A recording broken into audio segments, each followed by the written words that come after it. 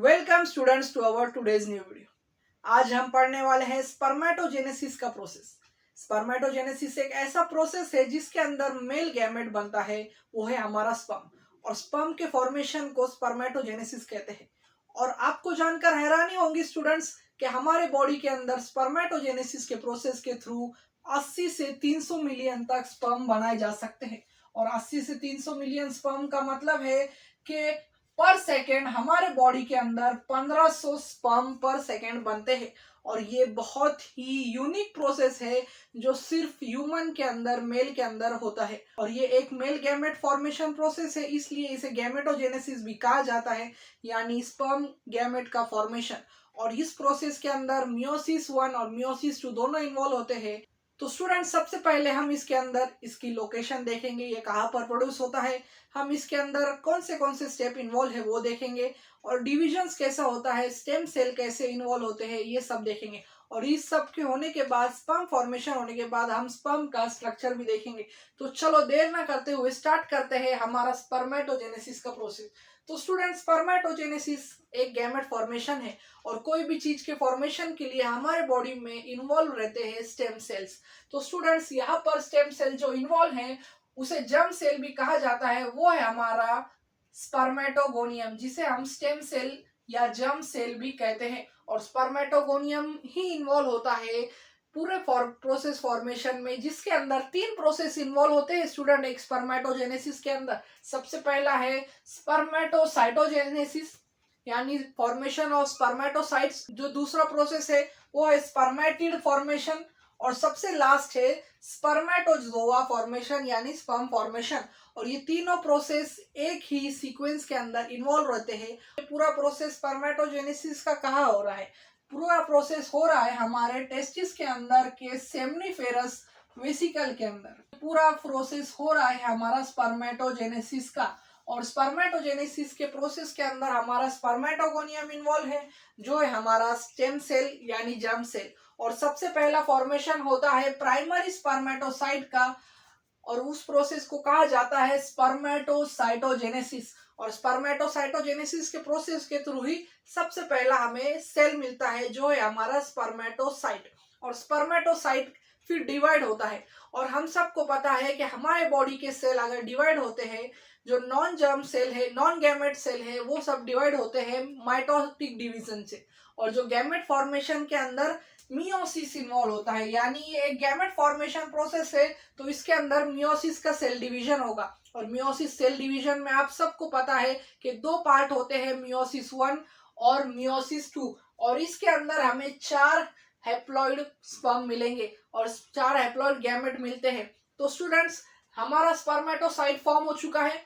फिर वो डिवाइड होता है मियोसिस 1 के थ्रू, यानी यहाँ पर मियोसिस 1 इन्वॉल्व है, जहां पर इसका सेल का सिग्रीगेशन होगा, इसका न्यूक्लियस का सिग्रीगेशन होगा। और मियोसिस 1 के अंदर 2 सेकेंडरी स्पर्मेटोसाइट बनेंगे। और 2 सेकेंडरी स्पर्मेटोसाइट आगे के प्रोसेस के अंदर जाएंगे, जिसे हम सबको पता है वो है मियोसिस 2। और मियोसिस 2 के अंदर मेन सेल डिवीजन होता है। सेल डिवीजन से ज्यादा मैं इसे कहना चाहूंगा, और क्रोमोसोम इक्वली सेपरेट होता है। और इसके अंदर फिर हमारे 4 हैप्लॉइड स्पर्मेटिड फॉर्म होते हैं। तो स्टूडेंट्स, आप सोच रहे होंगे पहला प्रोसेस तो हो गया स्पर्मेटोसाइटोजेनेसिस का, जिसके अंदर स्पर्मेटोसाइट फॉर्म हो गए, पर ये स्पर्मेटिड क्या है स्टूडेंट? तो स्टूडेंट, स्पर्मेटिड एक सर्कुलर शेप में एक सेल मिलेगा आपको। पर ये सेल के अंदर, तो स्टूडेंट्स, ये दोनों क्रोमोसोम, यानी कौन सा सेक्स क्रोमोसोम आगे जाएगा, एक्स जाएगा या वाई जाएगा, तो ये स्पर्मेटिड के अंदर हमें पता चलता है। और यही प्रोसेस के अंदर यहाँ पर क्रोमोसोम, सेक्स क्रोमोसोम डिवाइड होते हैं और सेक्स क्रोमोसोम का सेपरेशन होता है। और यही पेयरिंग होती है सेक्स क्रोमोसोम की। और सेक्स क्रोमोसोम इस राउंड स्पर्मेटिड के अंदर प्रेजेंट होते हैं। और फिर आगे जाकर जब ये मैच्योर होते हैं, क्योंकि ये जितने भी सेल आप देख रहे हैं, मियोसिस 2 के बाद स्पर्मेटिड चला जाता है लेडिक सेल के अंदर। लेडिक सेल के अंदर जाता है, फिर ये सर्टोली के अंदर जाता है। इसकी एक जर्नी है स्टूडेंट्स। और ये पूरी जर्नी के अंदर इसका एक मैचुरेशन होता है, मैचुरेशन ऑफ स्पर्मेटिड होता है। और मैचुरेशन कब तक होता है स्टूडेंट्स? जब तक ये प्रॉपर स्पर्मेटोजोआ नहीं बन जाता। और स्पर्मेटोजोआ को बनने के लिए स्टूडेंट्स पूरे स्पर्मेटिड को स्पर्मेटोजोआ के अंदर मैच्योर होने के लिए पूरे 74 डेज लगते हैं। कितने दिन लगते हैं स्टूडेंट? 74 डेज। और ये प्रोसेस इसलिए हमारे बॉडी के अंदर कंटिन्यूअसली होता रहता है। और फॉर्मेशन तो हर लिविंग बीइंग के अंदर कंटिन्यूअसली होते हैं। और ये जो स्पर्मेटोजेनेसिस का प्रोसेस है पूरे मैमल्स के अंदर कॉमन है, बस कुछ सेल का फर्क होता है। तो स्टूडेंट्स हमारे बॉडी के अंदर ये पूरा स्पर्मेटोजेनेसिस का प्रोसेस सेमनीफेरस वेसिकल्स के अंदर होता है। पर आपके दिमाग में क्वेश्चन आ गया होगा, प्रोसेस स्टार्ट कौन करता है?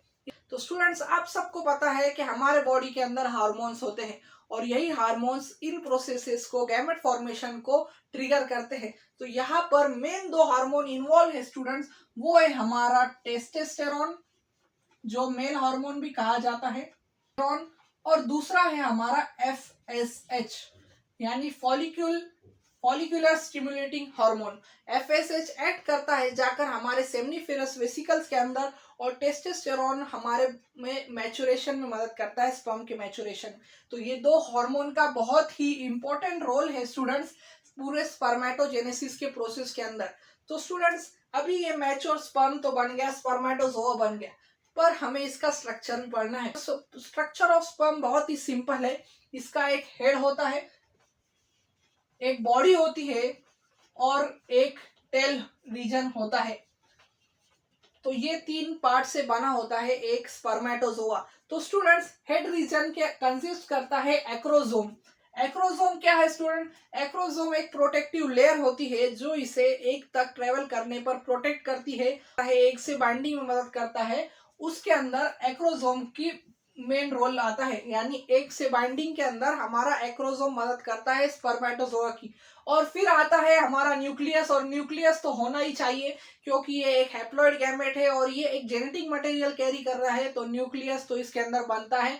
न्यूक्लियस के बाद आप यहाँ पर बॉडी देख रहे होंगे और बॉडी के अंदर होता है माइटोकॉन्ड्रिया। और माइटोकॉन्ड्रिया किस लिए चाहिए? क्योंकि स्पर्म को स्विम करना होता है।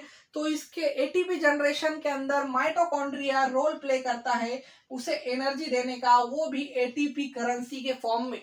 और फिर यहाँ पर जो टेल है जिसे एक्सोनेमा भी कहते हैं, जो कई साइटोस्केलेटन से बनी होती है, वो इसे स्विमिंग में मदद करती है एक फ्लैजिला की तरह, और इसे मोटाइल रहने में मदद करती है। और स्टूडेंट हमारा जो स्पर्मेटोजोआ है वो एक मोटाइल गैमेट है। क्या है स्टूडेंट? ये एक मोटाइल गैमेट है, यानी ये मूव कर सकता है। और जो ऊगोनियम एग होता है वो मूव नहीं कर सकता। और स्पर्मेटोजोआ एक की तरफ अट्रैक्ट होते हैं और जाइगोट फॉर्मेशन होता है और फिर एक प्रॉपर फीटस बनता है। तो स्टूडेंट्स स्पर्मेटोजेनेसिस का प्रोसेस हमने देखा जिसके अंदर प्राइमरी स्पर्मेटोसाइट्स देखे, स्पर्मेटिड देखे और हमारा लास्ट में स्पर्मेटोजोआ यानी स्पर्म देखा। तो स्टूडेंट और हमने इसका स्ट्रक्चर भी देखा जिसके अंदर हेड है, बॉडी है और टेल है।